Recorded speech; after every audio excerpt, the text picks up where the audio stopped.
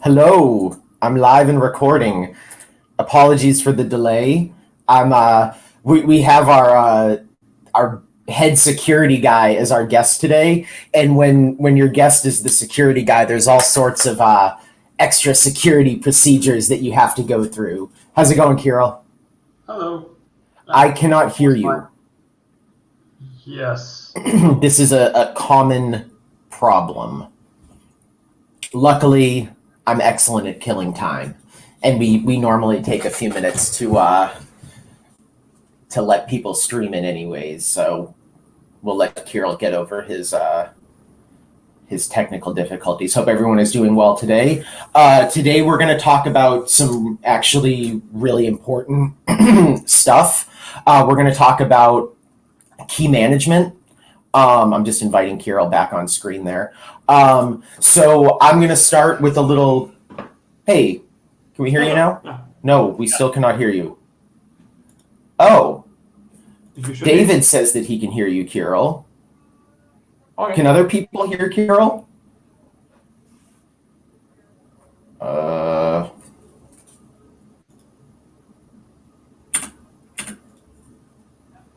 Hold on. You guys hear him a bit. Can you talk some more, Kirill? Yeah, sure. Hello, my name is Kirill. Oh, And I'm here just to, I don't know. now I hear Some you. echo in there. I can hear myself as well. Probably you can hear me. You should be. Is the echo really bad? No. Can Okay, live with that. I can get headphones. All right, we can hear. Everyone can hear everyone. Cool. So let's go ahead and get started then. Kirill, do you want to go? Okay, people are saying that there's an echo. Let me. I'm gonna grab some headphones. Kirill, while I do that, do you want to introduce yourself? Yeah, my name is Kirill, and I take care of security in Parity, and I both help our developers to build more secure code, and I act as an interface with an external security teams, which we introduce in our code base and ask for their review of it. And I also manage bug bounty programs, and I also help everyone in the team to do division things with regards of key management and personal operational security and so on. And we will be talking today about some mix of later topics, like how do you stay secure while managing your keys for Polkadot or Substrate based chains. And is it still echo from me? That's weird. Is the echo still bad? I don't think my headphones are working, unfortunately. I can hear you at least, and people are still complaining for the echo. Okay. No echo. Okay. Cool. Okay. So basically, and today we are going to talk about how I generally suggest you approaching the figuring out what is a good security model and what is not. But Dan wanted to start with just showcasing Parity Signer because that will be a big issue and what we are going to talk about later in on a logical level. Yep. All right. Cool. Dan, I'm sorry, but you are harbinger of an echo, according to the. So there's an echo again now. I don't. Where does it come from? Your audio, so maybe just mute yourself when you're not speaking, and I will be muting myself for our other times. Yeah, no, there shouldn't be.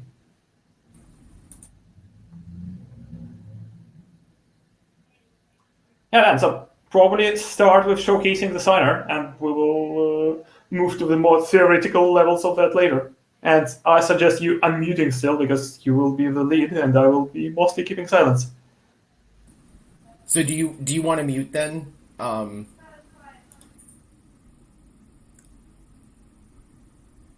Okay, cool. All right, so I'm going to just kind of demo using Parity Signer really quick what it is, I'm sorry, guys. I don't know. I'm doing my best. Okay, so hopefully I'm not echoing. What I'm going to do now is just demo how to use Parity Signer. So let me share my screen.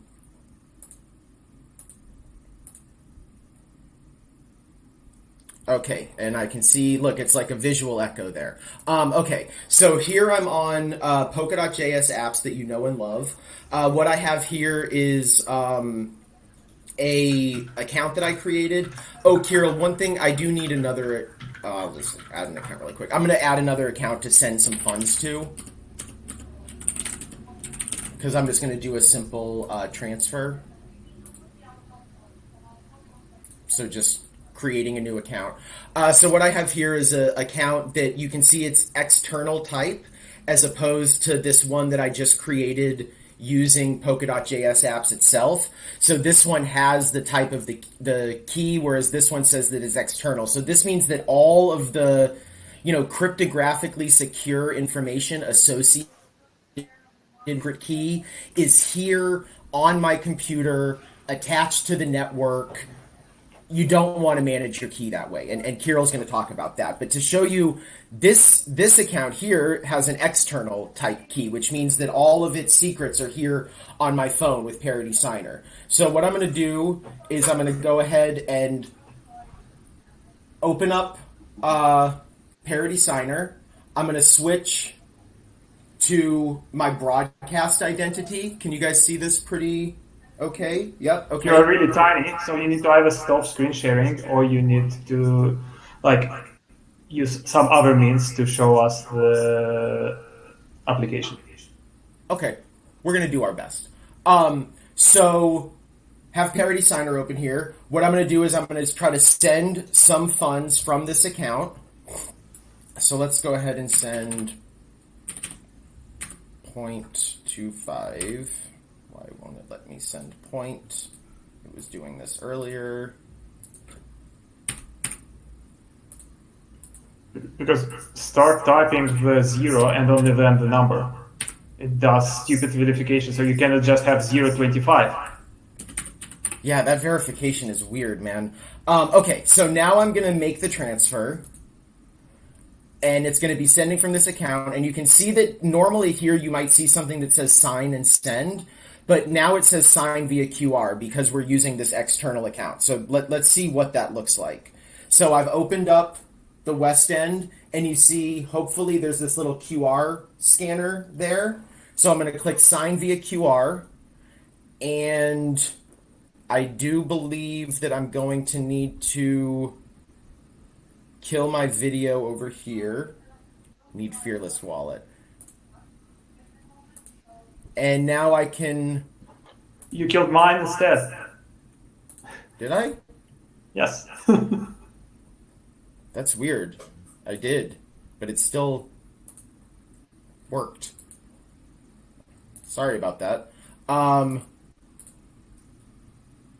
Okay. So I'm going to open up the QR code scanner. And I can go ahead and scan this QR code that you see on my screen. I'm going to enter in my PIN, which I'm not going to show you.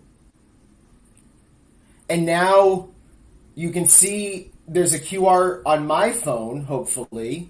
And when I sign that,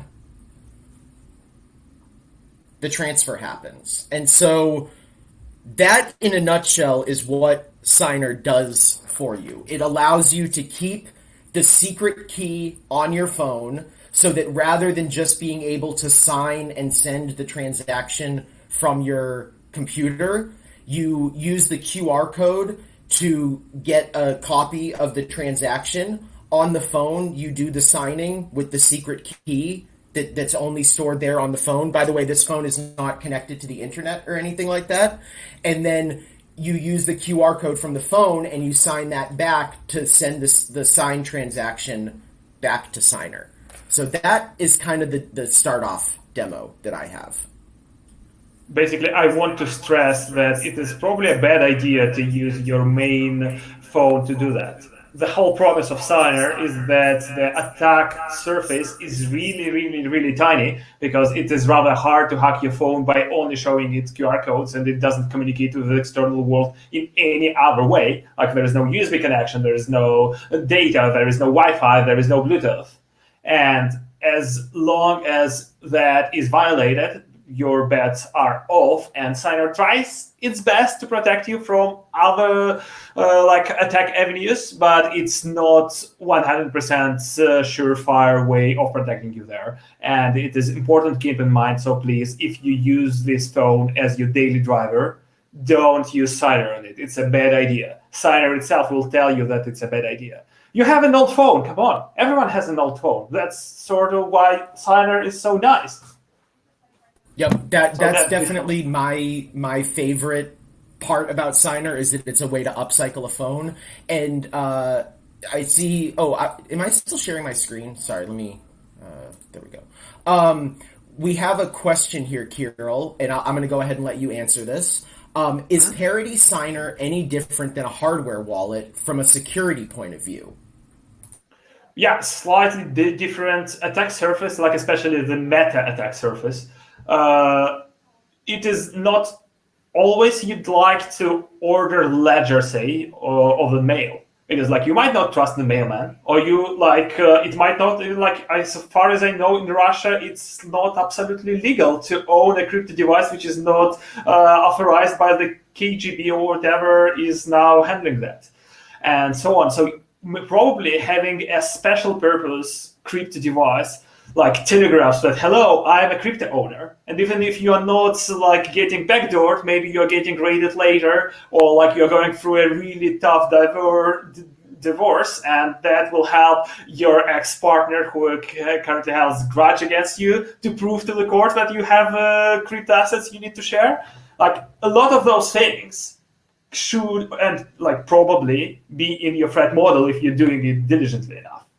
And for many of those, hardware wallet is the best answer.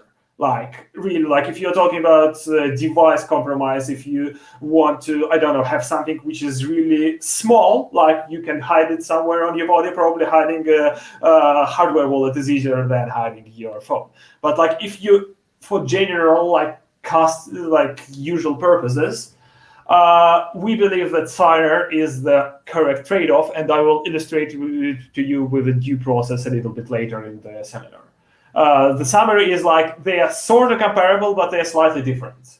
Ledgers are focusing on the security of the way they handle the key transformations due to the hardware limitations, and Signer is really nice when you just don't want to telegraph that you have crypto, you don't want that to look suspicious, you just happen to have the phone already, or you can easily get hands on one, and you're basically not even plugging the device in the USB, because USB it by itself is an attack surface. I trust that Ledger is doing a great job in protecting against that.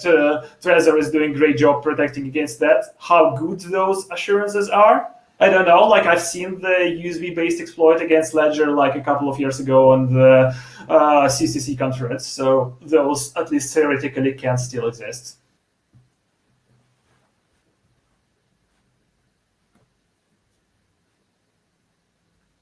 Please unmute then.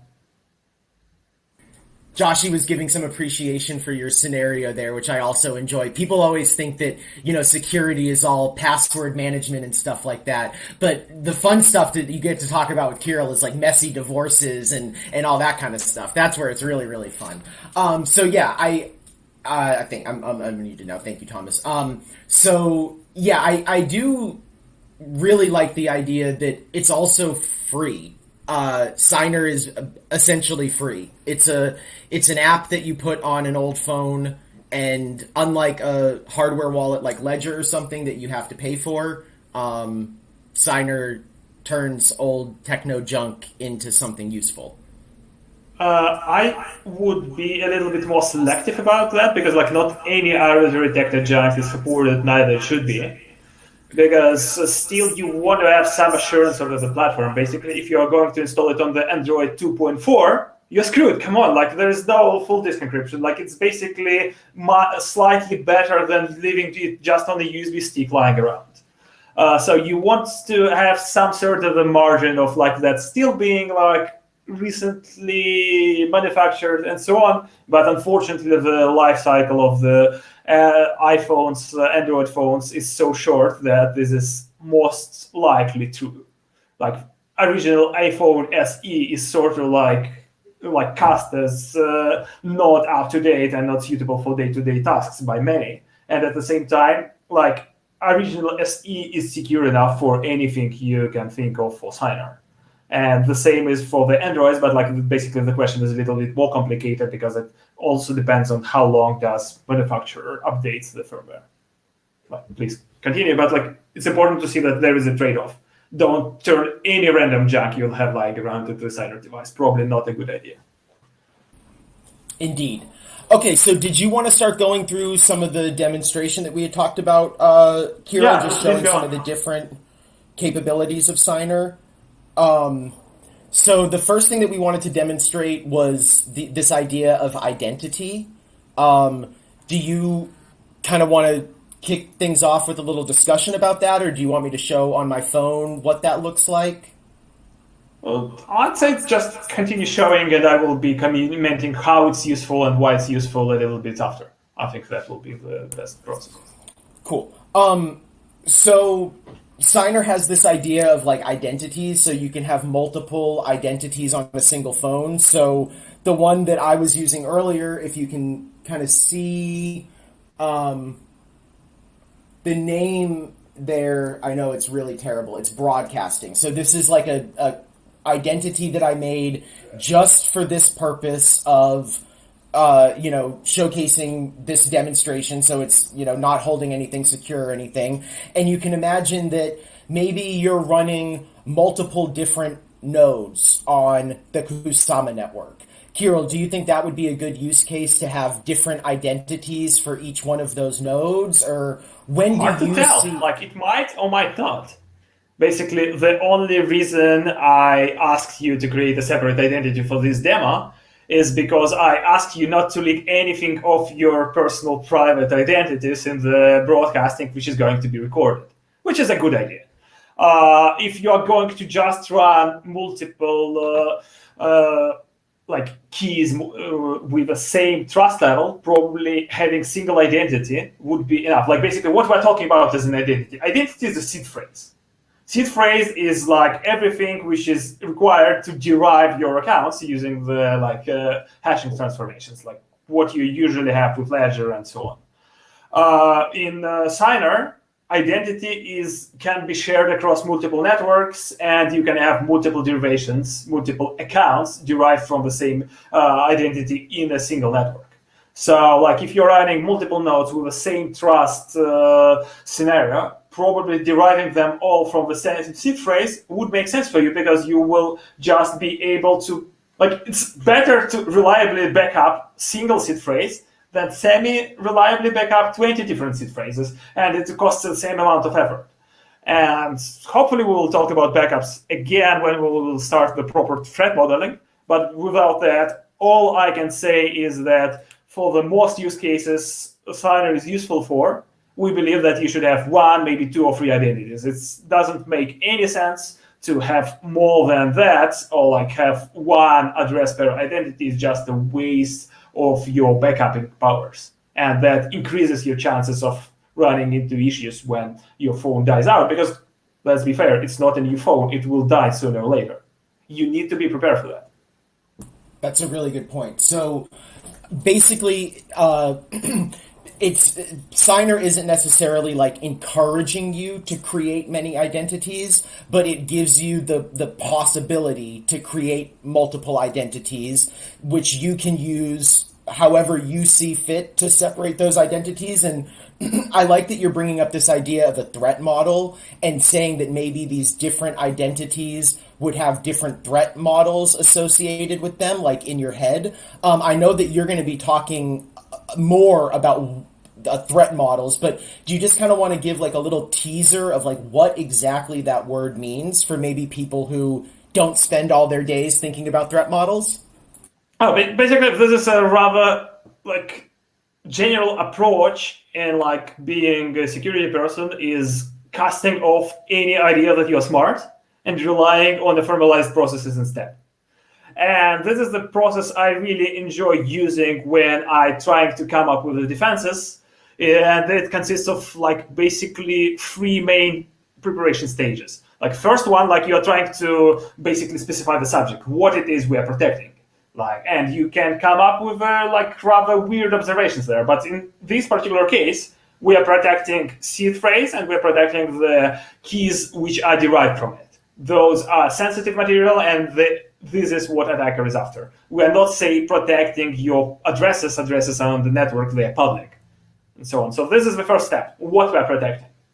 Second step is the threat model, like what are the things we are worried about, and importantly, what are the things we are not worried about? Like we are not worried about, I don't know, CIA is using like they exploit against the firmware of your motherboard to exfiltrate some secrets, because like probably you can protect against that, probably you shouldn't, because that protection will cost incredible effort you'd better spend elsewhere. So the second step after we figured out what we're protecting is figuring out what we're protecting against, who are those actors, what are those risks. And this is like rather formalistic. It's like basically what Josh said like 5 minutes ago. It's just coming up with all random ridiculous ideas came up, I read in the literature, I know that they're happening because I'm monitoring a lot of news, and then just like, summarizing them in some complex representation. And after that, we just map that to the security model, which is like what we are going to do against each of those threats which are outlined. And you just go one by one and you see if you have appropriate security measures against them or not. And that allows you to keep everything in mind. And sometimes it shows you that, look, this security countermeasure is absolutely not needed because others already took care of this. Or, for example, it can show you, and look, this threat you haven't given enough thought, and it still can be exploited regardless of all your best efforts. And there are like a couple of formalistic tricks which allow you to better think about what your threats are. And like surprisingly, that's called CIA model. And we will talk about that, but I first will let Dan to continue with the demo.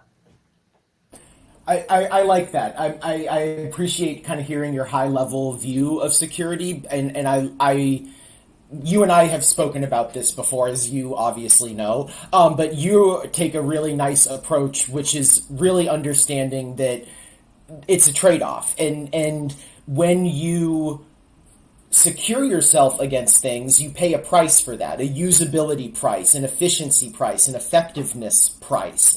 And so you want to scope your threat model appropriately so that you can still be effective while protecting yourself against reasonable threats. And so having a somewhat formal approach to that is really useful. And taking even kind of a step back, as you described, what the kind of thing that we're protecting is a secret key, but the idea that we're protecting is an identity. This secret key materializes as an identity on chain.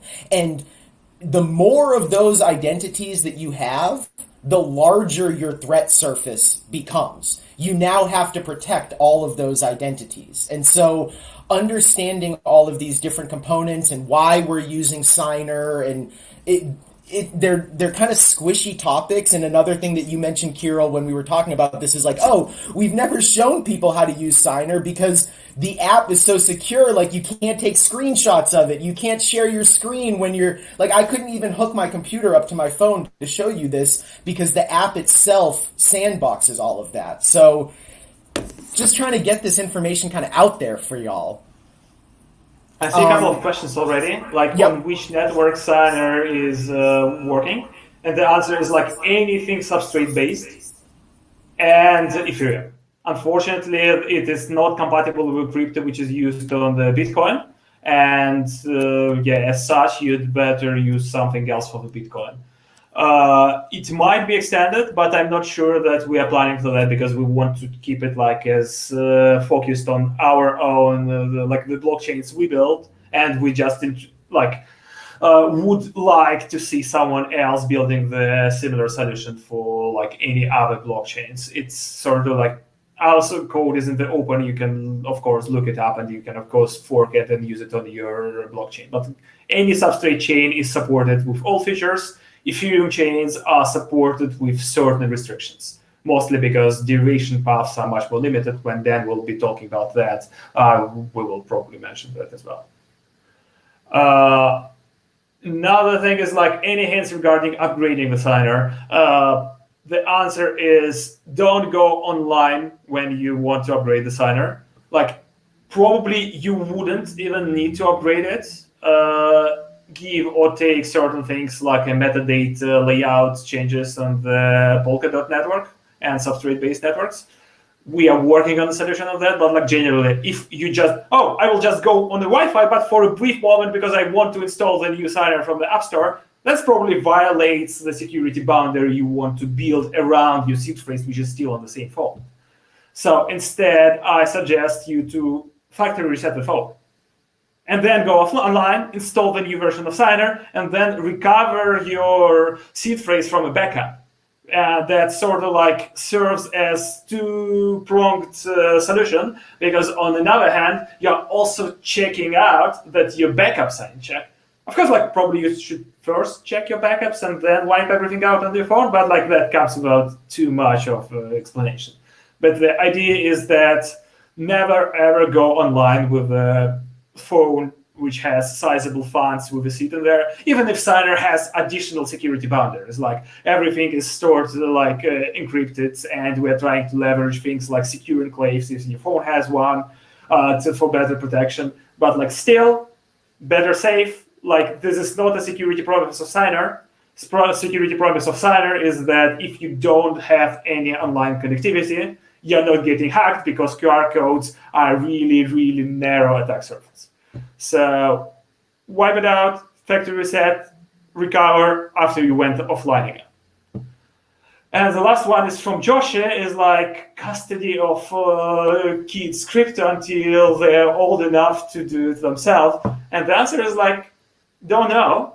Yes and no, depends hugely on your threat model, which I don't want to go into right now, I'm sorry.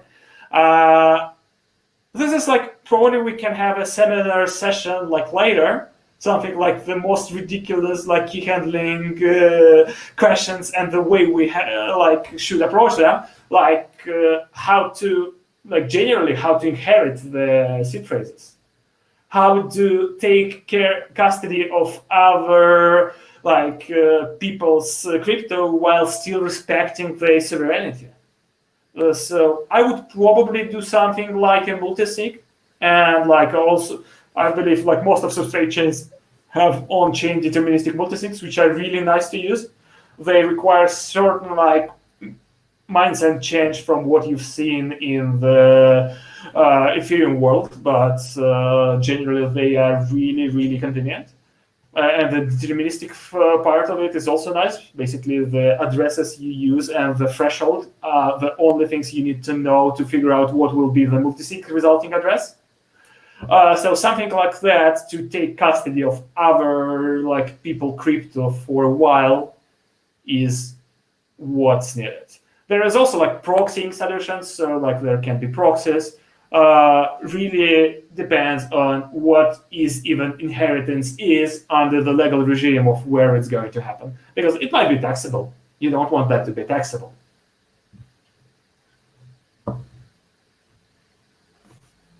Yes, it is impossible not to create a new identity, but restore it from the backup, and it doesn't like matter if you are recovering on the same phone after upgrade or if you are recovering on another phone. And of course, you need to have like some sort of the offsite called backup of the seed phrase in any case. And Signer allows you to like look at the seed phrase of that given identity, and not only at the beginning, but any moment in the life cycle, which is a tough security decision, but this is what we decided, having the security model in mind. So yeah, at any moment, not having access to physical access to the phone, being able to type in the PIN code and being able to decrypt the seed phrase, there is no reasonable means for us to prevent the same user from exporting it, so we just made it official.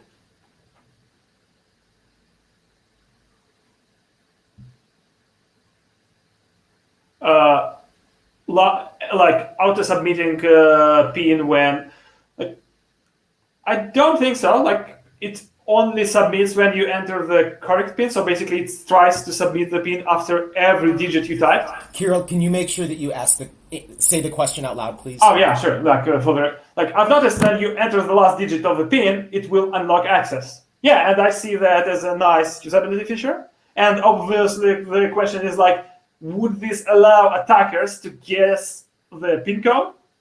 Or at least lack the pin code, and that will like relieve them of certain complexity in brute force and things? The answer is no, because we are submitting the pin code every time you type in the digit. So if the pin code doesn't match, like we do the key derivation function after that, and we use that to decrypt the secret's value in the phone's memory. So if that mismatches, it just asks you for the next digit, and you can type on and on and on. It only auto-submits when your pin code is absolutely correct and matches the secret phrase. All right, cool. Good questions and good answers. Thank you for helping with that. I do see the question here from Taz in the troll box. Taz, we're definitely going to get to that question. You've come to the right spot, but we're going to continue talking about Parity Signer and key management and all that stuff for a little bit longer. Kirill, is there anything else that you want to cover with respect to the idea of identities with Parity Signer? No, not right now. So network derivation. What do you think is the most appropriate way to kind of cover that? So let's just kind of reset ourselves here. We've basically talked about the fact that Parity Signer is an app on a phone that's disconnected from the internet that helps you manage seed phrases. And those seed phrases are kind of known as identities on Signer.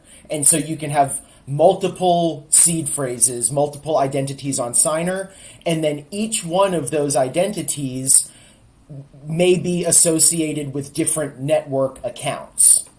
And Parity helps you manage that. Any additional like demo or color you'd like to add to that? I think like it might be worth mentioning and maybe demoing first that it is possible to derive multiple accounts from the same seed phrase on the same network.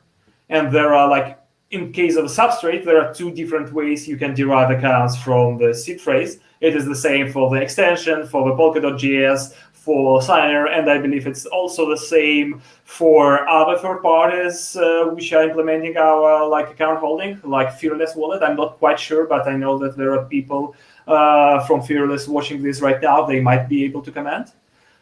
This is what we'd like to see. Like, unfortunately, the derivations are different in the case of Ledger, which is like a huge bummer, but Ledger is pretty like another drawback of a hardware device. Like, not to throw stones in the like plots of land, because they're doing incredible job on hardware engineering and keeping the price decent. And I have Ledger of my own, but the idea is that it is hard for them to add like more complicated crypto, so they're pretty limited. And while Ledger is 100% compatible with the Polkadot and you can use it with Polkadot right now, unfortunately that will have different ways to derive the keys from the seed phrase you have in Ledger.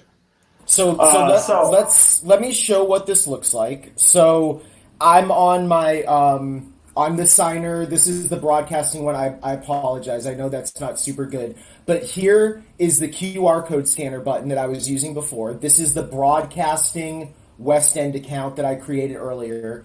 And right here it says derive new account. And I feel like my mom when she's trying to use the phone.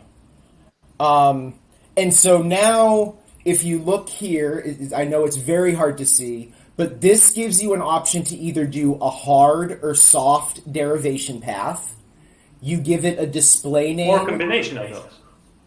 Correct. Basically, so those are called SURI, seed derivation paths, and you can combine those if, like, as you like. So what I wanted to show is that Signer, once you create the identity, once you create the seed phrase, you can then do hard or soft derivation on that seed phrase to create additional keys, additional accounts.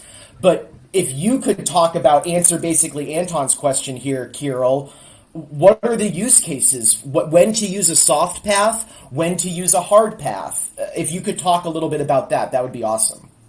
I will talk about what the difference is, and I won't try to outline all the possible use cases because I sort of gave up long ago. People have a lot of weird preferences, and like most of them are legit, and it's our job just to accommodate to that.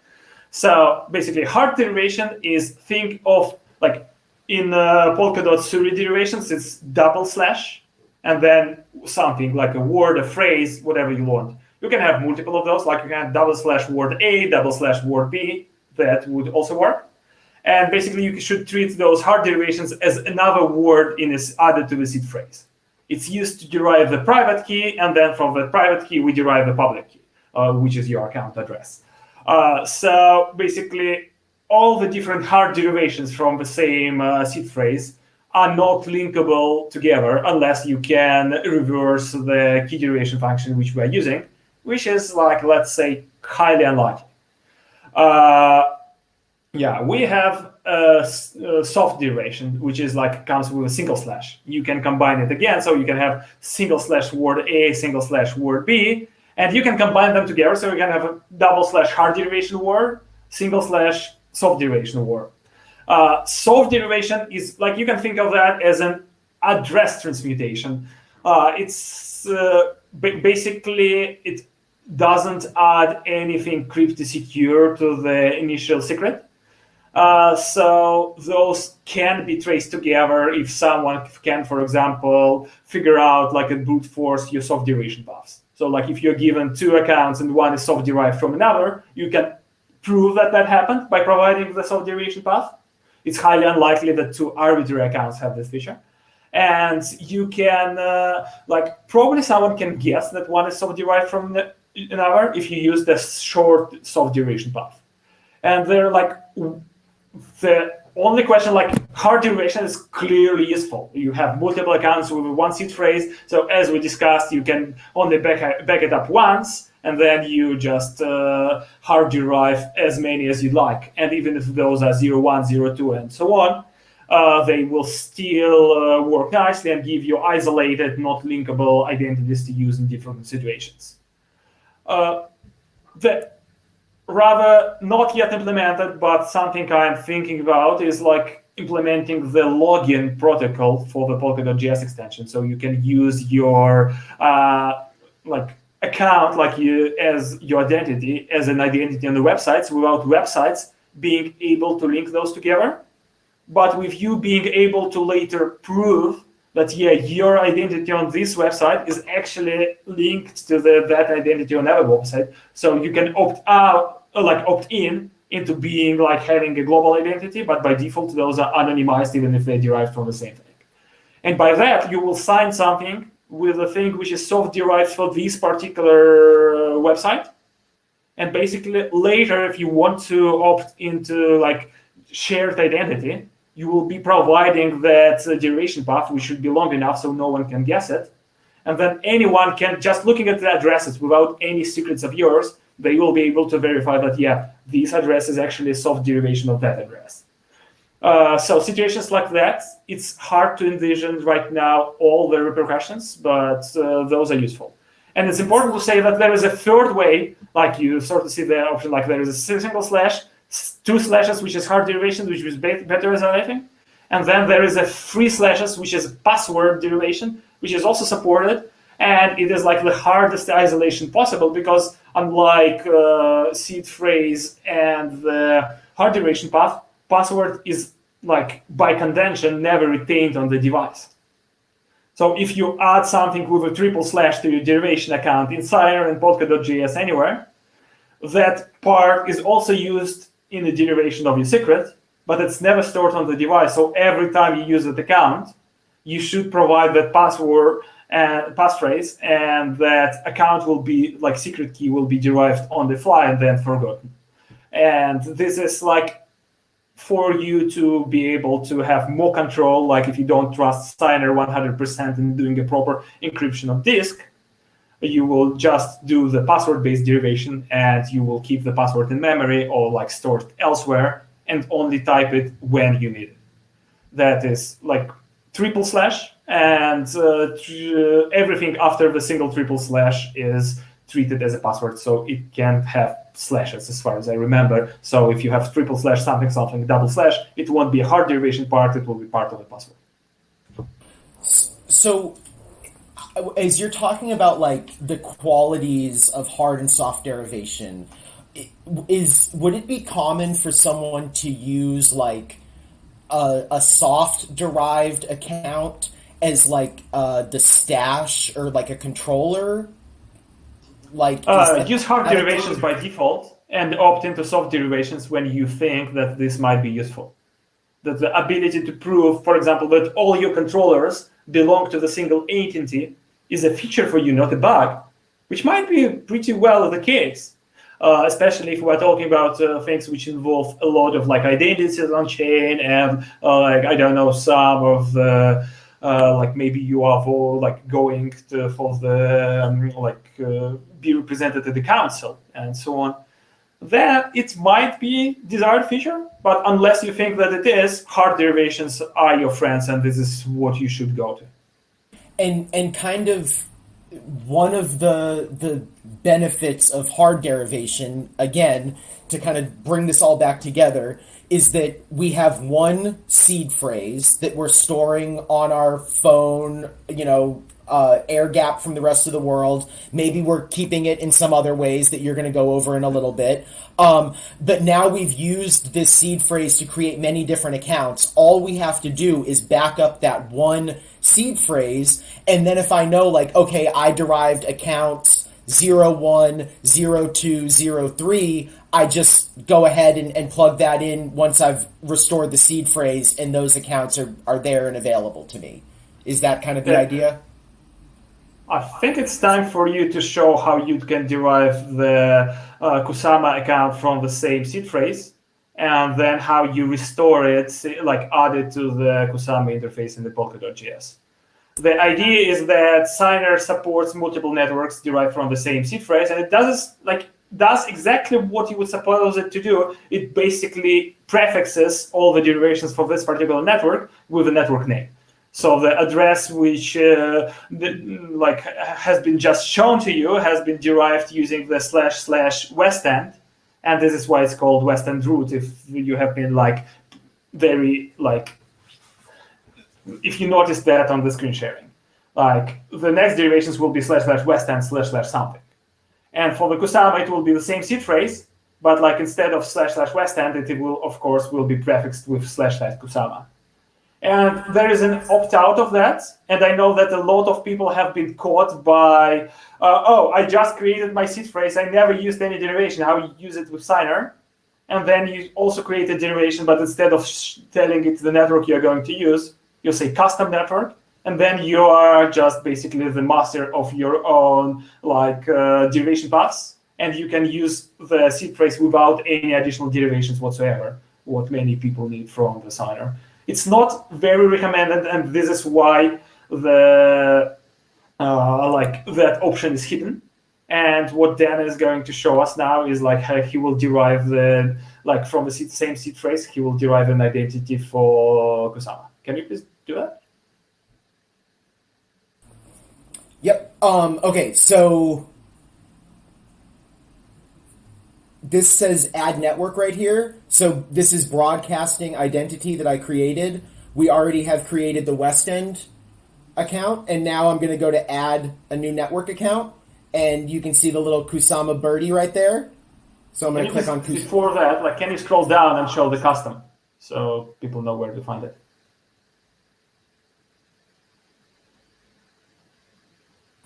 Yeah. It's at the top.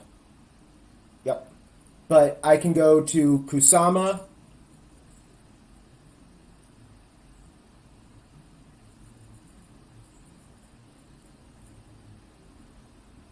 And so what you can't see is that little red thing there. It shows the little symbol for the identity, and then it says // Kusama. Is there anything else you wanted to show with that, Kirill? Oh, just show your web browser and show how you what that QR code is good enough, for how you import it into your web app.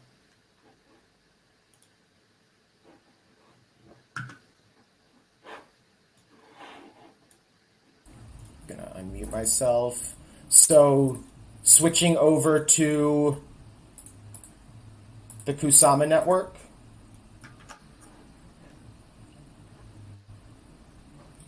And so you see that there's lots of different ways to add an account, and one of them is add via QR, which is how Signer works with QR codes.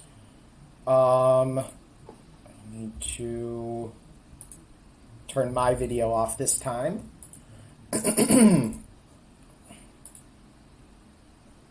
Oops. Now you need to revoke your camera access.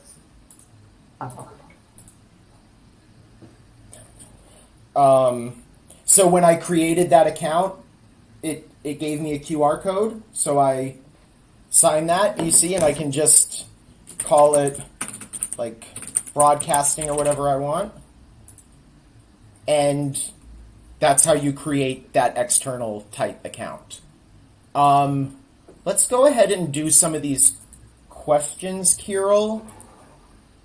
Yeah, I just need to note that for every derivation, you need to do the importing account every time. So, can you please mute yourself?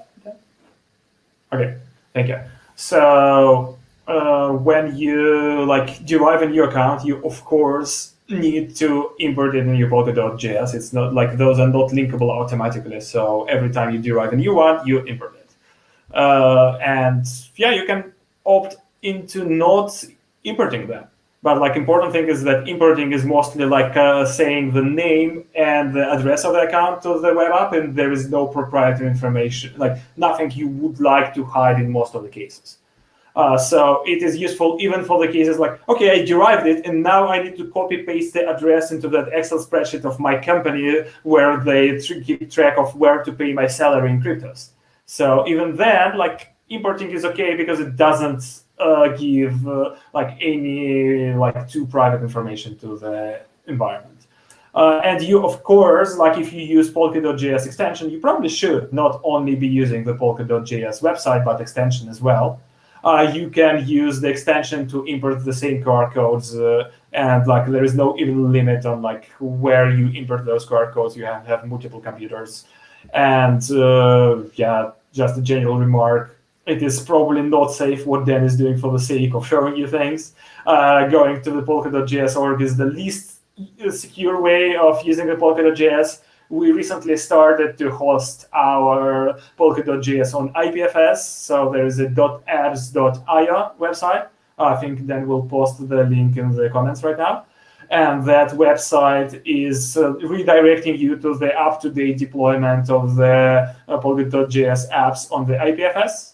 And there is also on our GitHub releases page, there are builds for Mac, Windows, and Linux of the electronized version of the same website, which you probably also should prefer over going to the web page, just because, you see, with every additional thing like that, we are adding additional assurance for you that this is hasn't been hacked into. This is not some imposter sending you a link or something, but this is the same app you used before. So instead of trusting it every time over and over and over, so when I visit to the Polka.js org, I have sort of trusted. I haven't mistyped the address. I haven't someone haven't hacked into that, or someone haven't hijacked our DNS records and so on. And less of those concerns exist on IPFS, and even less of those concerns exist when you just download it once and you run it from your local hard drive. So please use that. But I cannot, from the top of my head, say if Polka.js electronized apps will be out-updated when new features are added. So maybe you're on your own, I don't know. If you know how to build decent auto-updaters for Electron apps, maybe you should even submit a pull request, because it's open source software and free software, and Is it GPL license? Do you remember if it's GPL or Apache 2? I think it's GPL. Okay, questions. How do normal DeFi users could use Signer for frequent transactions? I'm probably the person who sent more transactions per day using Signer than anyone else on the globe. I swear there was a day when I signed 200 things with a Signer. And probably someone in the QA pipeline of Signer is doing even more than that, but those were production transactions, so I think those things count. It is slightly annoying because if your preparation of a transaction takes longer than your timeout on the screen on the phone, you need to retype your PIN code every time. And you don't want your timeout on the screen of the phone, which has your proprietary keys, to be too long. So you want it to be short. So probably it's okay-ish, but if you need to have really, I don't know, do normal DeFi users using high-frequency trading or something like that, I would suggest, I don't know, having a hot account with a minor stake, which is on-chain and maybe in the extension, and then having the Signer for the longer-term, higher stakes things. Thankfully, in Polkadot and Kusama, there are proxy accounts, so you can, for example, delegate your governance decisions or only your staking to the account with a very small amount, and then you keep your actual staking account somewhere offline and secure. Next question. Will we see something similar for Parity Signer like Wallet Connect? I'm aware that Signer is meant to be totally offline, so may be not possible. I don't know how to make Parity Signer look closer to what Wallet Connect does. I am not 100% sure that would be I can imagine some ways, but I'm not sure that it's compatible with the current threat model what Signer is protecting against. So we are not planning to make it 100% compatible. If you know how, or if you want to see that feature, you're pretty welcome to go to the issues and describe what you want. We'll see. But I reserve the right to go in there and close it as one fix if it violates some of my security assumptions. Sorry for that. Last question in the queue I currently see. Maybe we went through this, but I'm not sure. Is it always one key address per identity per network? No, you can derive multiple of those. As many, you can get as creative as your derivation paths are. So you can not have multiple accounts with the same derivation path, because this is what derivation path is. It leads you to the same secret, so it leads you to the same public address. But provided you can come up with different derivation paths, you have different accounts, and Signer supports as many of those as reasonably possible. I'm not sure anyone has more than 100 or 200 of those in the same Signer. Maybe there are some UI glitches after that amount, but chances are you don't want that, especially for Polkadot and so on, where the networks have existential deposits. So probably that's also cost you some. Having one address per network or something network is nothing special. Network is just a UI abstraction which helps you to group things together which correspond to the same network and have some predictable derivation paths. So it just adds some part of the hard derivation for you. If you derive something for Polkadot, it adds / Polkadot hard derivation path. You can have Polkadot account without that derivation path, or you can replicate it in the Polkadot.js extension without having to resort to Parity Signer if you want to restore your access from the seed phrase to the extension. And other than that, Signer is not doing anything smart. It's not putting any limits on what you can derive from substrate-based chains. There are slightly more limitations on the derivation on Ethereum, just because Ethereum derivations are less flexible. But short of that, you are good to go. All the accounts can be put in there.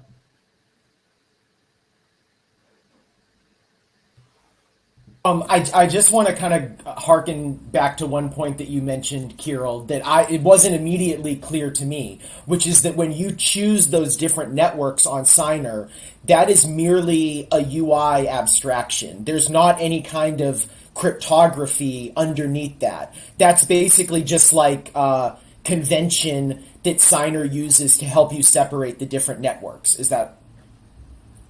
Oh, we lost. Yeah, absolutely. Oh, no, I'm here. I just not visible for certain personal reasons. Sorry. We'll be back in a sec.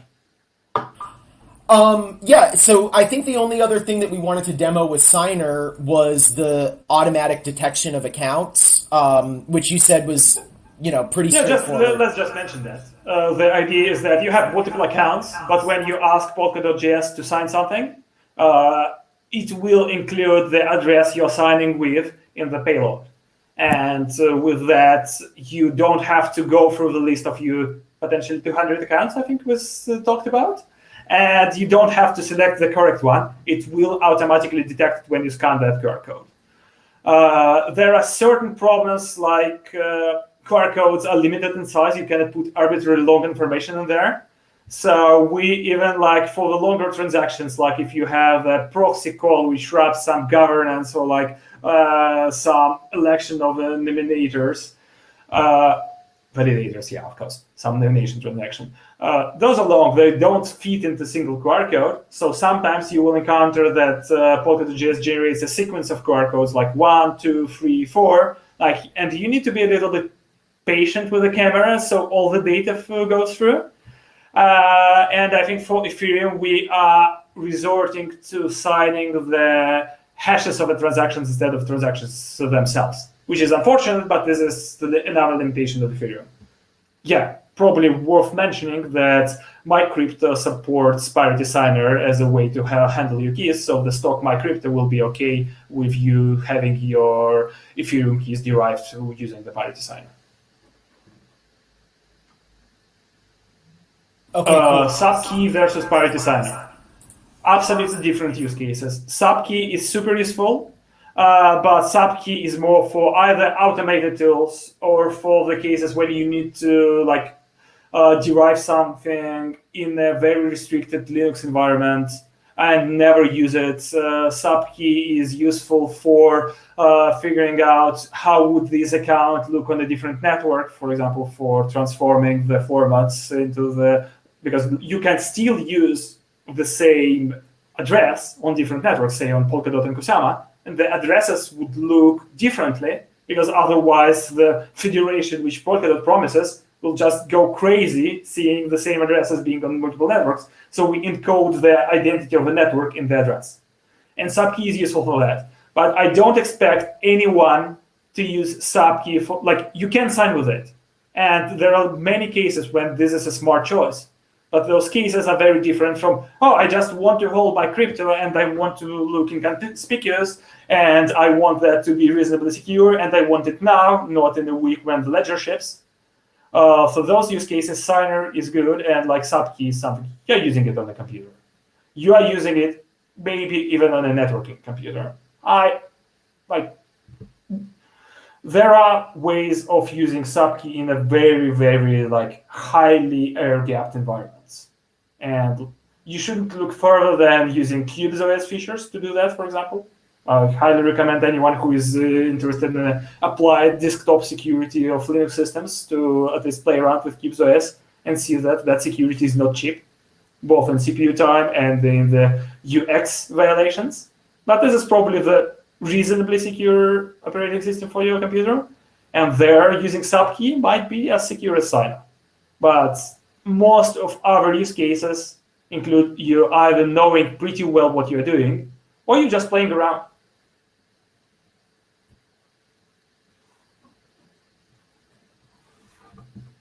Okay, Kirill, do you want to start talking about some of the other threat modeling stuff?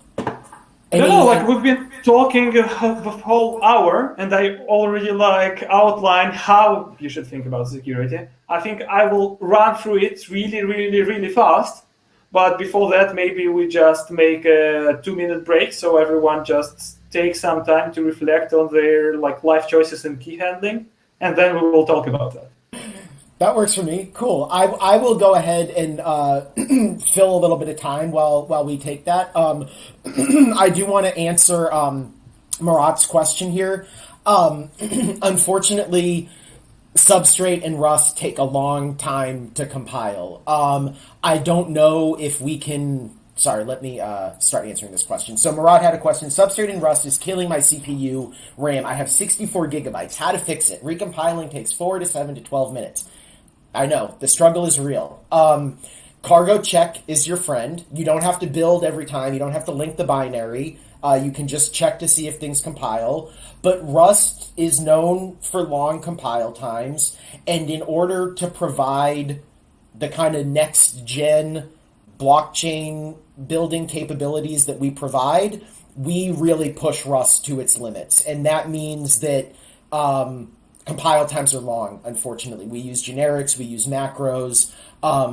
So unfortunately, the Substrate framework is in some ways causing the long compile times, and I think we're still a ways out from optimizing the framework at the compile time level. I just realized, okay. Just want to make sure that Kirill can get back on. Okay, so I'm going to go ahead and stop answering that question. Murat, I really encourage you to check out what Matej came up with. It's awesome. What if my prefix... Edgeware versus... Okay. What if my prefix is not available in Parity Signer? It will generate different address. I don't know that question, so hopefully Kirill will be coming back and he can help answer that, so I'll leave that unanswered for now. Edgeware versus Moonbeam, and do we really need both? Well, Joshi is here, so I'm sure that he's going to have some thoughts on that from the Moonbeam point of view. Hey, what's up, Kirill? Hey. Do you... Matej has a question here that I wasn't able to answer. What if my prefix is not available in Parity Signer? It will generate a different address? It's not quite clear what prefix here means. Like, basically, if it means those like shorthand indexes which we have on certain Substrate chains, like first several accounts will not have the long addresses, but they will be shorted. Yeah, there is no way Signer would know about that, so it will generate the long address, but those can be used interchangeably. So like you can send the transaction with the long addresses and like it still will be reduced to the shorthand. I think he may be asking about how different networks have, different address prefixes for different networks. So like the hard derivation buffs, I don't see how it can be not available, because like if you have a custom derivation, you will be able to type in whatever you want in there and it will still work. Not the network derivation, but like I know that I think Moonbeam Network, they have the address prefix 43. Like just the format of the... I think we are doing the like Polkadot.js should be able to handle it like there is a Substrate generic address, which should never go on chain, but it should still look legible. And this is what you can also ask Polkadot.js extension to also like present your addresses in the generic Substrate format. We are also like really like would like to see some better way of uploading the network metadata into the signer without violating the security constraints. Because not only the like new chains will be occurring from time to time, but also for the same chain, the way you parse your transactions might have breaking changes if your runtime changes a lot. And those are the questions which still have like currently in the R&D phase. Because you don't need to connect to do that, and probably it's not practical to ask everyone to install the full update with a full factory reset for every minor runtime change of any network they're interested in. That will be like just basically a showstopper. We are looking into the way we can use the same QR codes to import the new updates in the signer in a trusted way. But there are certain security engineering needs to be happening, because we cannot just blindly trust whatever QR codes with a new metadata, with a new network it shows you. So we need to be very careful, like how that authorization happens. Is it something we can then like sign on chain by the chain's consensus, or is it something you just need to trust us and there will be some Parity blessed, sets of QR code gifts with metadata of the chains we bless? I would prefer us not being that source of truth, but it might be inevitable. Or there might be a way for you to bake in your own secrets into the signer when you first use it as feature. and trusting that authority on the metadata updates from that point on. This is not yet decided. I'm really interested, drop me an email to Kirill@parity.io if you prefer one solution over another, or if you see that I'm missing something, I would also be very, very interested in listening from you. So currently, I think it should work. I encourage Matej to try and test it. I encourage Matej to open an issue against Signer if it doesn't work. We will figure it out then if it's an issue with Signer or if it's an issue with Polkadot.js, but some generic substrate address should be translated into the chain-specific one. But this is going to be a bad UX before we figure out how to add the network metadata. And then probably we should start signing with, or showing you the substrate generic addresses. Why are Polkadot addresses 256 bits? Is there a reason for not going for 20-byte, 160-bit addresses like Bitcoin and Ethereum? Hard to point to the particular design decision. There are a couple of nice properties. Mostly we have bigger address space. We have one-to-one private addresses to the addresses, private keys to the addresses mapping. Those are convenient for certain things, but there's nothing I can point to your finger as a chain enthusiast or a day-to-day user, which will be, this is the reason why we chose it. It's basically shouldn't, with our serialization format, it shouldn't be that cumbersome to use. Probably the substrate addresses are shorter to type than the base 16 encoded Ethereum ones. But still, the general position is that if you have to type it by hand, something went wrong. That's general security attitude. And there are multitude of ways you can alleviate that pain. Starting with if in case you haven't noticed, in Polkadot.js, you click on the emoticon with the address, and it will be copied to your clipboard automatically, so you don't need to even see your address to copy it. And then there are concept of registrars, so you can register a human readable name, and there are trusted oracles on chain which pass the judgments. Are you indeed the person who you're claiming to be, by looking at the social networks and profiles where you're posting proofs. So it's a little bit like how Keybase is working for GPG keys. And then there are everything is clickable in the Polkadot.js. Everything is clickable in the block explorers. Please don't type addresses by hand, even if they have certain checksumming abilities. So probably the stupid mistakes will be caught, but more complicated ones won't be.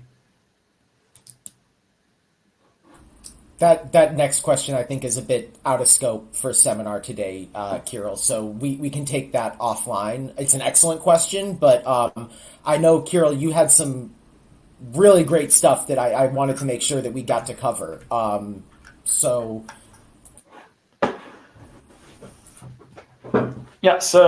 I prepared, maybe I shared the screen. I don't know, I will just narrating, and then people will, if you want that in a way of a conveniently unreadable mind maps screen share to you, let me know. I will do that as well. But when I'm preparing, basically I wanted to make this conversation more than just, look, this is Parity Signer, this is how you use it. Because use the Parity Signer is never the answer to whatever security question you actually have. It might sound like that, but it's and in the end, come on, it's a React Native application written by the company which has a history of screwing things up, let's be honest. And it is on a mobile device, which is also not the paragon of the most secure handling of your personal data ever. And it hasn't seen even a third-party security review yet. So just saying, let's use Parity Signer, and that is all security I need for my day-to-day needs, is probably the wrong answer, because you haven't even realized what the question actually is. So let's, I've been thinking a little bit, preparing to this. I've done that 3-step security modeling we discussed before. And basically, I decided that I will imagine some thing to secure. And I imagined that we will protect sizable chunk of person's life savings. So you won't be broke if those funds will disappear, but you will hit the pain, and you will sort of like, I remember the pain of selling the Bitcoin block for $30 and like calling that a day. And we'll be focusing on Polkadot and its sibling projects. So we won't be focusing on Ethereum, on Bitcoin, and so on, because in the end, it's Parity Signer, and this is what we built Parity Signer for. So let's only talk about Polkadot. You will be able, hopefully, to retrace the steps and apply the same thinking to whatever else you have, and you will be able to come up to your own decisions. And this is like, if I would be in position to ask you to focus on a single thing from everything we're talking about, is like, try to follow how I think about things. Don't try to just listen to my advice, but try to like follow the process and try to feel comfortable about that. And of course, please use questions, please use chat. If you want me to shut up, answer some questions and so on, I will stop. But we're protecting a lot of money, but probably not the full life savings. It's never a good idea to put the same life savings in the same basket. Like, I never encourage you to do so. But this is a personal, your personal things. It's not like organizational funds. And we are not thinking about like more complicated setups where it's like not entirely a fuzz about like something you borrowed, something you owe to someone and so on. This is your own personal funds, and we need to take care of the security. So what is the threat model? Like, I told something about CIA like half an hour ago. CIA model is like a really easy to memorize shorthand for confidentiality, integrity, and availability. And this is also called security triad. And important thing that you protect something, you cannot have all three of those at the same time for free. You need to make trade-offs, because like, it's really easy to maintain confidentiality. You don't store anything at all, and then like, you are really confidential. Like, if there is no info stored on the computer, no one can access it. Like, no one can hack it from you. But sort of availability sort of sucks in this situation. So yeah. And integrity is your ability to attribute this particular info to like whom you expect it to be attributing. Like, phishing is a very clear demonstration of how integrity matters. Phishing is a ability by some attacker to impersonate someone else, and you don't have any clear-cut way to see in a cryptographically secure way if this is who you think those people are or not. So you want to have all three, but once again, you like improve things like integrity. You start checking the GPG signatures of any email. You start losing availability because like no one is willing to talk to you. You're a weird random GPG geek. No one is going to do that. Like, people are not even sending GPG encrypted emails to our security bug bounty program address. So, and let's outline what we are protecting against, and let's outline them and group them into those three baskets. Like, I don't think integrity for storing your secret keys matters that much. There is that weird situation that, oh, you have a really poor handwriting, so you put the seed phrase on the paper, but like in 10 years, you're going to like taking it out from the safe and you read it and you cannot read it. It's sort of an integrity issue. But other than that, I think you will be able to trust whatever you see, and you will be able to trust that the paper you hold right now, or like the phone app on the phone with your PIN code, is exactly what you put in there. Like, there is no. Even on that though, I remember when you and I were talking about this a while ago, you had some pretty specific advice for how I should keep my paper keys, make sure that they were their integrity was maintained.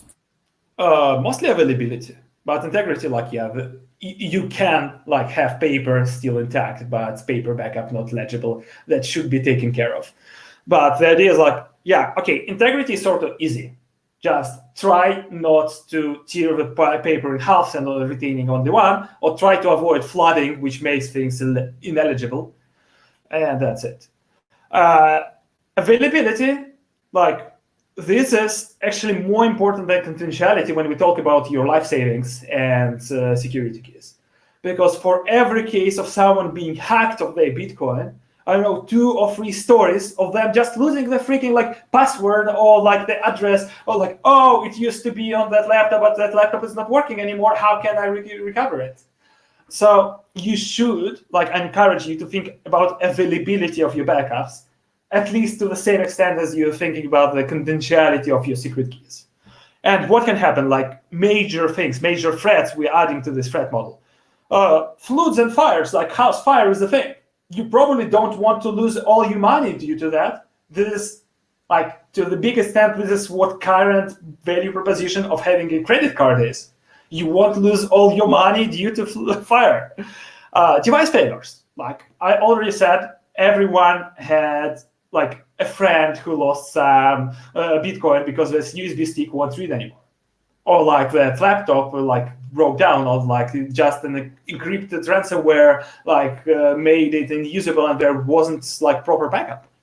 And of course, forgotten passwords. So relying on your memory, even like for like having a properly encrypted USB stick, which relies on your head to retain the password, is probably not going to cut it. And why it is? Because probably you want not only availability for yourself, but, and this is what people really feel uncomfortable talking to me about, their next of kin. Like imagine you caught that stupid virus and you need some more money for your like, and you are in the IR, and now your wife or your kid or like whoever needs to like cash out certain crypto assets for you just to pay for your hospital. This is like terribly specific scenario, not pleasant to think about scenario. Probably a little bit more pleasant to think about scenario than you being hit by a bus or something, but still. You don't want the large chunk of your life savings being lost in this situation. And oh my God, I envision in a decade, we will see a lot of people being locked in this situation. So you want to maintain availability without you having to retain all the contents of your head, because your head is too perishable for that. And in the like world of the fiat currencies or like physical objects, it's easy, like, yeah, I inherit the keys to the house, and I inherit the deed to the house, and I inherit the bank accounts, and banks have legal duty to like provide access to me. But this is not like so on the blockchain. And the more confidential your secrets usually are, the less chance they are available in those situations to those who need them to be available. I encourage everyone, like there are 685 people right now, I hope that at least 10% of them will reconsider their ways and will think about how they can make those situations more tolerable. Yeah, but like then there is a confidentiality thing. And confidentiality thing, like we are all like pretty skilled in thinking about that. This is what everyone thinks of when we speak about security. So hackers, like, yeah, we've seen a lot of hacking happening in the blockchain space. So you probably don't want to be vulnerable to people who can hack into your laptop using the latest Windows exploit or like whatever it is. And telling people, oh, just use Linux and set up your own firewalls and so on is not a proper solution for protection against hackers. So you want to have some other system to actually keep the keys in safe place. So you need Ledger, you need Parity Signer, you need something like that. So your day-to-day driver is segregated from the way you actually store those keys. Against traders, like if you write down your key on the paper and you put it on a shelf, what happens when someone breaks into your house? Especially if you're known to be a crypto geek and you're speaking on the local meetups and trying to convert everyone into your weird religion. What happens? Like you probably don't want to be a victim of intrusion.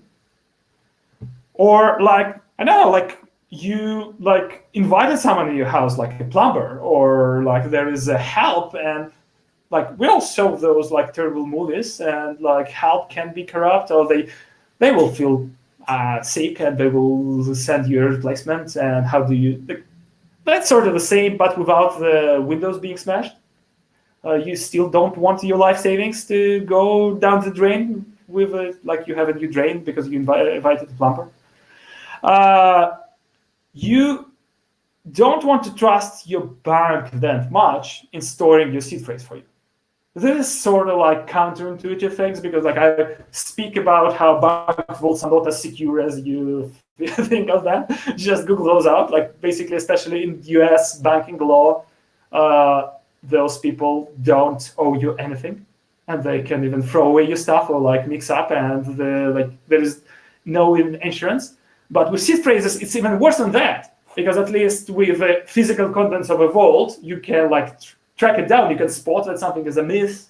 You can like claim to the bank, and they will try to at least like keep you from shouting on the social media. But what if the banking clerk just take out their phone and makes a photo of the seed phrase you're trying to put in your bank vault? How do you even know that this is how you got compromised? So probably you don't need to trust them that much in storing your secrets. And there should be some degree of mistrust, because like this is really hard to detect.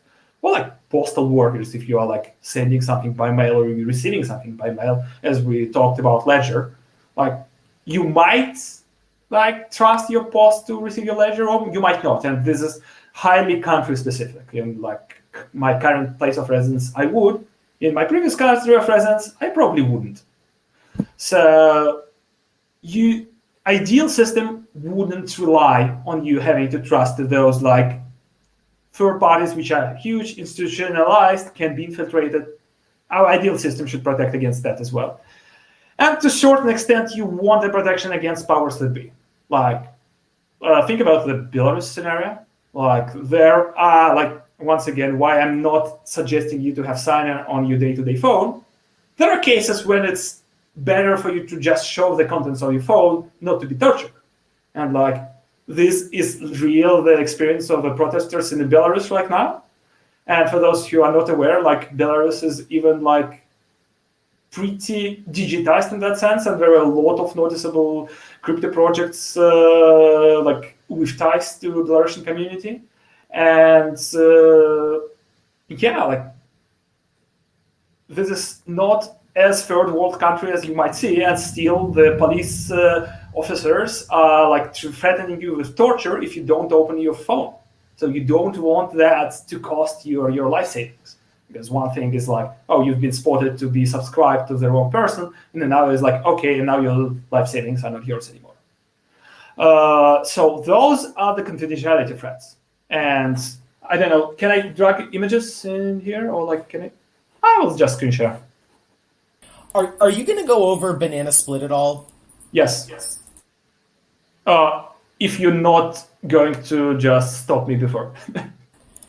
No, I don't think so. So here is your screen share. And this is basically the outline of what I'm going to talk about. And you see that the threat model is the largest block here.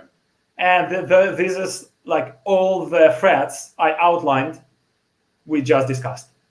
So floods and fires, unavailability, device failures, unavailability, forgotten passwords, unavailability. Hackers, intruders, malicious plumbers, powers that be, and semi-trusted parties on the confidentiality, and some trivial and easy to spot integrity problems. Like, yeah, it's no longer legible. It's like, yeah, I forgot how to read my own handwriting and things like that. So, yeah, how do I stop it? I think, have I stopped the screen sharing? Yeah, I did. Because I don't want you to read aloud things ahead of me. Thank you very much. So basically the security model, like now the third major step. So we outlined what we are protecting. We outlined against what we are protecting. And yeah, note that we are not protecting against, like, yeah, CIA. We are not protecting against people like kidnapping you to get hand of your life savings. We are not talking about, I don't know, targeted law enforcement trying to deprive you of your criminal funds in Bitcoin and so on. Those are outside of this threat model.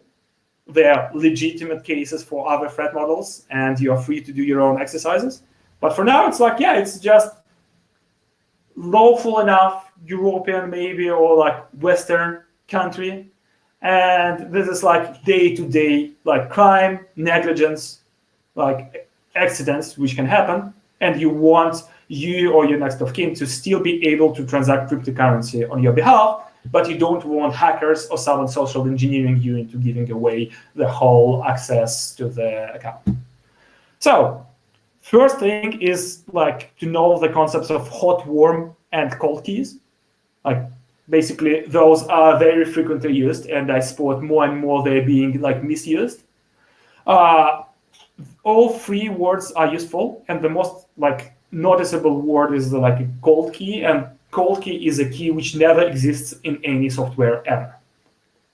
Cold key is key which is not possible, like it cannot sign anything because it doesn't reside in any software at all, and signing things by hand on pen and paper.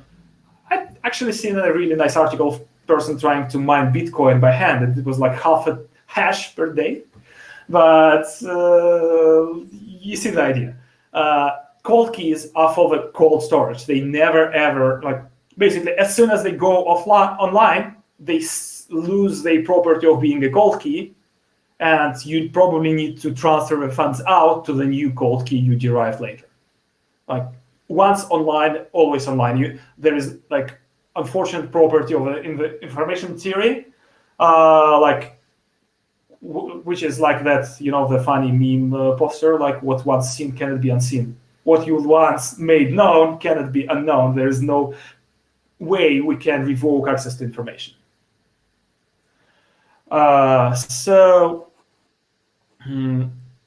Warm keys are the keys which are air-gapped from the whatever you're using day to day. So there should be a conscious, deliberate effort to like get to them. Like Signer or Ledger, those are warm keys. They exist somewhere, they exist in the software, and you use them to sign, but they are not on your day-to-day, they're not reachable, at least from the online world purely. For example, for Signer, like to get to something to sign implies physical access to your device. The same for Ledger. Like you cannot just do that in the pure software. This is why YubiKeys, for example, have physical button. You keep it plugged in on your computer at all times, that's fine. But like you have to physically press button, and you cannot, punch people in the face of the internet yet. So you cannot press physical buttons of the internet yet. So those are warm keys, and then hot keys is something you just have, like you've seen Dan creating a hotkey in his Western account. And this is something which is really can be accessed by software. It can be transacted without your interference most of the time. They're useful for automated systems. They're used for like Sentinel accounts. They're used for different kinds of proxies. It's not like you should never have a hotkey, but you probably need to be very, very cautious about the amount of like funds and the amount of damage owning of that key should present you. And you should always, 100% of the time, be very conscious about how you swap it out. Because your hotkey, let's be fair, in the next, if we're talking about a decade, it's going to get compromised. No way you're not going to be hacked if you're a noticeable crypto person. Like noticeable in the sense like there are transactions of you on chain, and no one will try to attack you. They might or might not succeed, but you should keep in mind the ability to swap the hotkeys, and this should be basically the money stable stakes, and swapping should you should know how to do it in advance. So, warm keys, special air gap device. I suggest, for a common cryptocurrency user to have a Signer device over a Ledger device for most of the cases. Your threat model might vary, but I know that I heard stories of not absolutely legitimate Ledger devices being shipped out by resellers, especially in the shady jurisdictions. I have one physical implant for the Ledger, which allows you to after implanting press the button on the Ledger without physical access. So basically, not mailing things out is a good thing. So maybe for this particular threat model, having a Parity Signer on the phone you own for a certain time is a better choice. Yeah.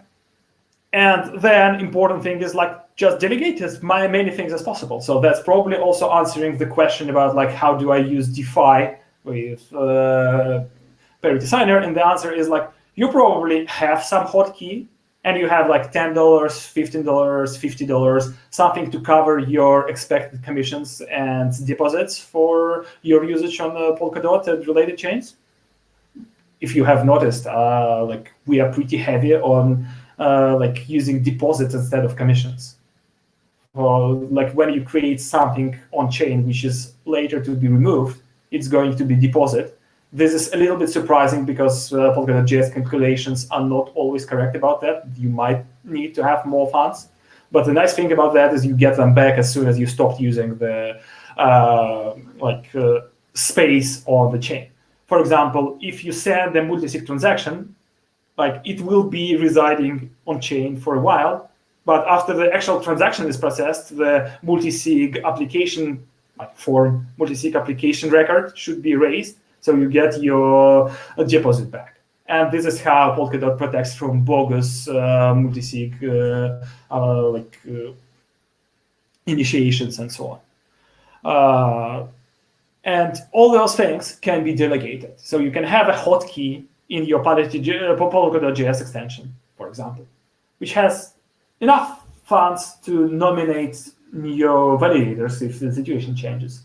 But it doesn't have much else, and it doesn't have a full transaction access to your main stash.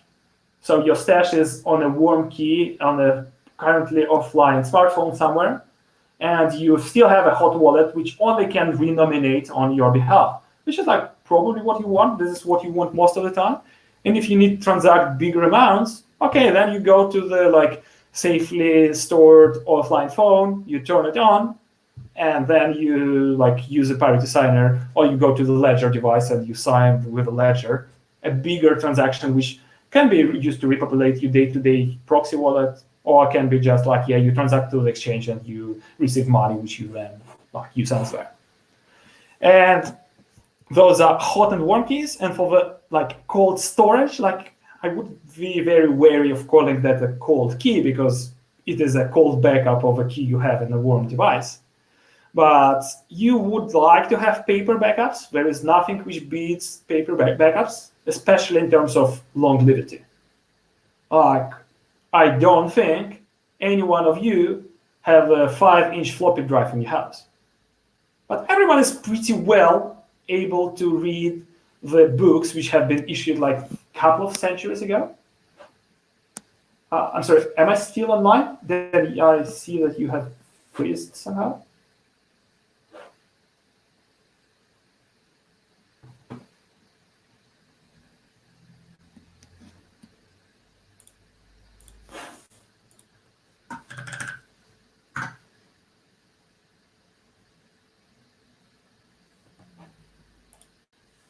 Can anyone in the comments please write if you can? Okay, awesome.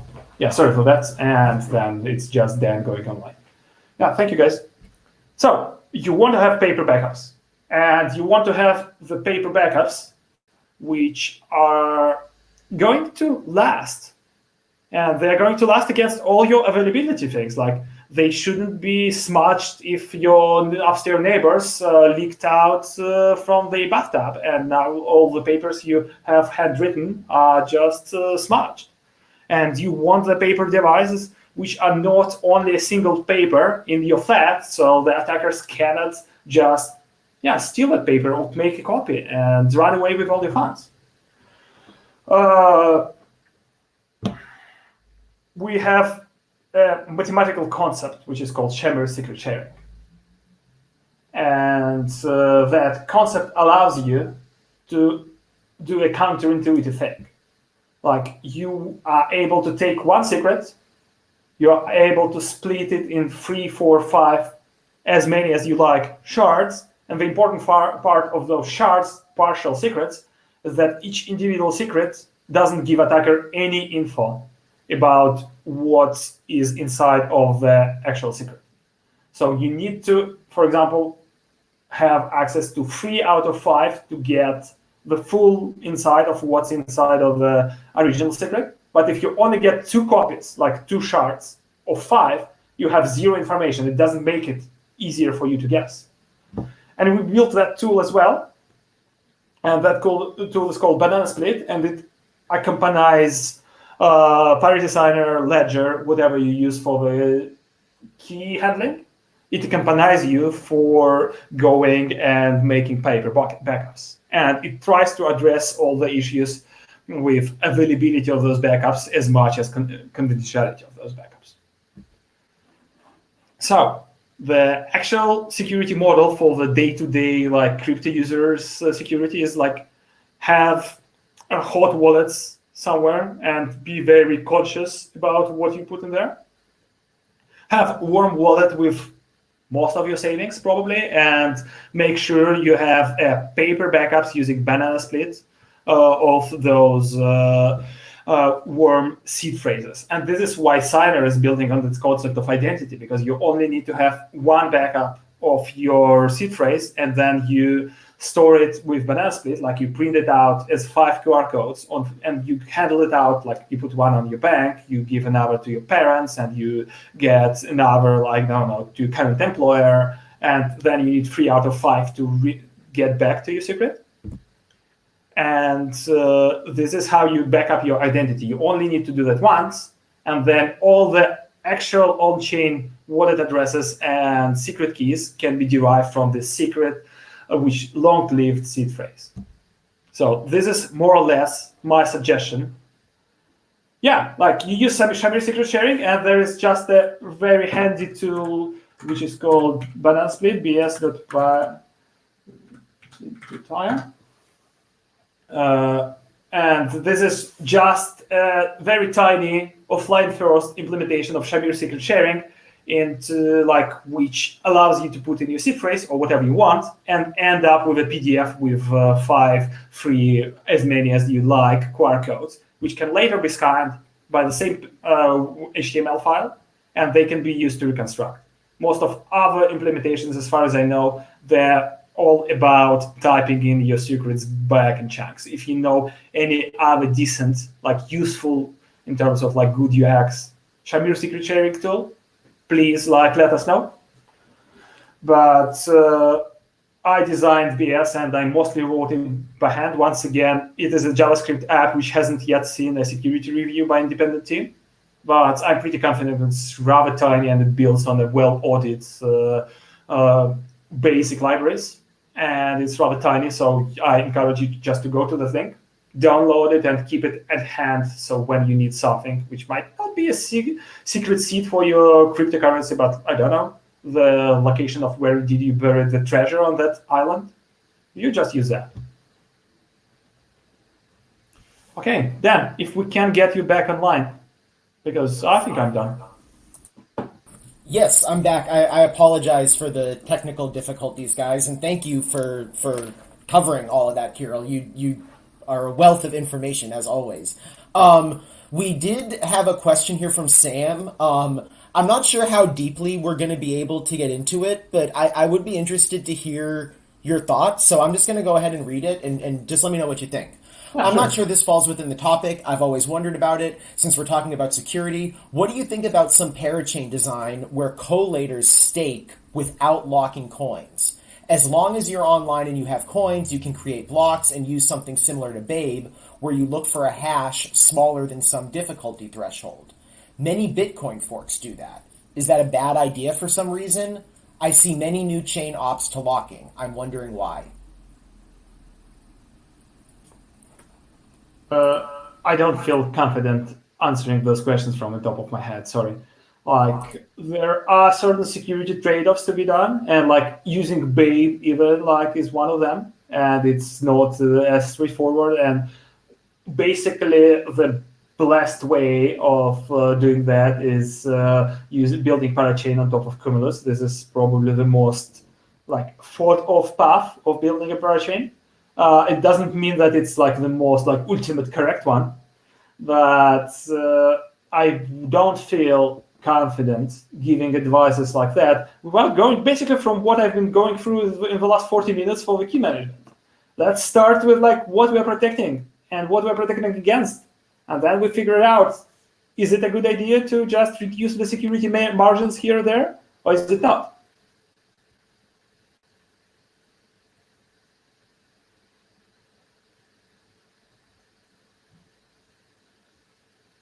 Dan, Mike. Thank you, Kirill. That's why it's teamwork, right? Yeah. So I was just going over this last question that Marat asked. I think he's already left. But the question is, how can we publish a local blockchain as a test network? I'm guessing there's not a right or wrong answer to that. There's many ways to go about that. So that would be the kind of thing that I would encourage you to join us in our Substrate. You can get a little bit deeper into that. So yeah, we're already like 15 minutes over. I don't have too much else to say. So I really appreciate your time, Kirill. I think we had some great questions. I hope that this makes people feel a little bit more comfortable, like interacting with the Polkadot network. Maybe you can feel a little bit more. There was a question, Edgeware versus Moonbeam. Do we really need both? So let's talk about that really quick. Moonbeam is Ethereum compatibility. So you use Moonbeam to run EVM-based smart contracts, and Edgeware runs WASM-based smart contracts using the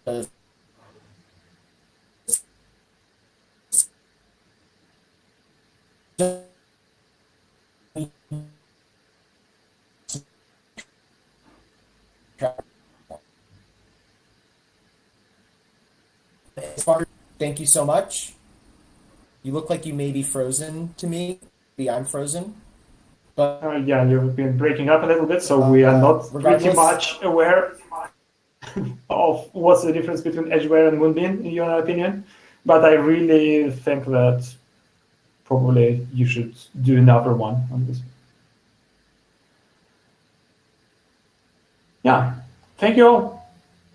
Bye, guys.